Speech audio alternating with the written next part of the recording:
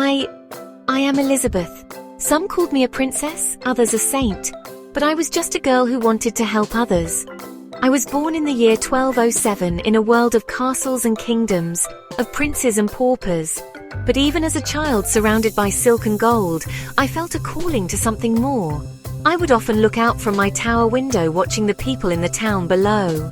Their lives seemed so different from mine, and I wondered what it would be like to walk among them. One day, curiosity got the better of me. I snuck out of the castle disguised as a servant girl. What I saw in the streets below changed me forever.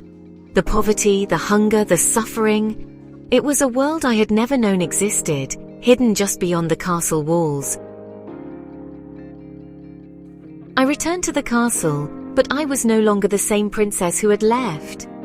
I began to secretly give away food from the royal kitchens to those in need. I would sneak out clothes and blankets, hiding them under my cloak as I ventured into the town. The court disapproved of my actions.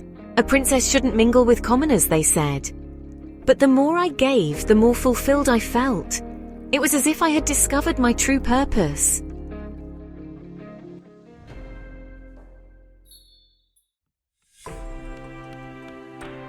As I grew older, my resolve only strengthened. I used my dowry to build a hospital.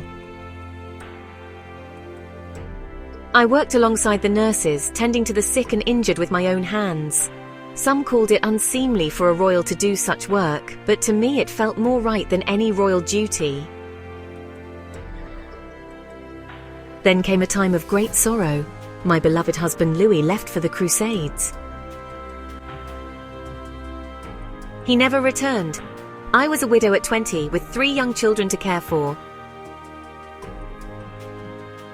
The court pressured me to remarry, to return to a life of royal privilege. But I knew in my heart that I had to choose between my royal duties and my heart's calling. In that moment, standing before the court, I made my decision.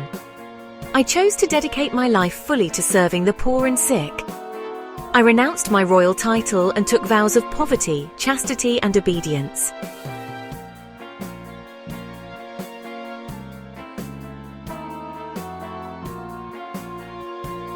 It wasn't an easy path. I faced criticism, hardship, and even persecution.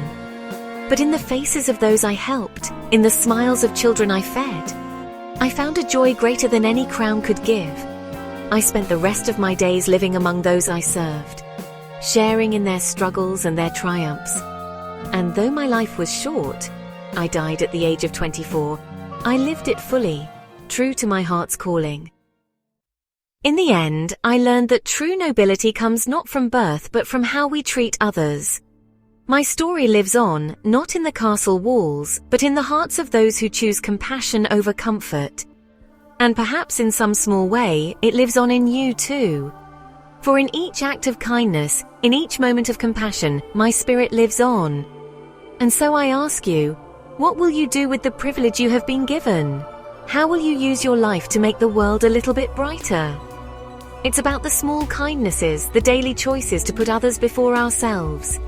That's where true nobility lies. That's where we find our humanity. So go forth and let your light shine. The world needs it now more than ever. For in the end, we are all connected, all part of the same human family. And in helping others, we help ourselves. We become who we were always meant to be.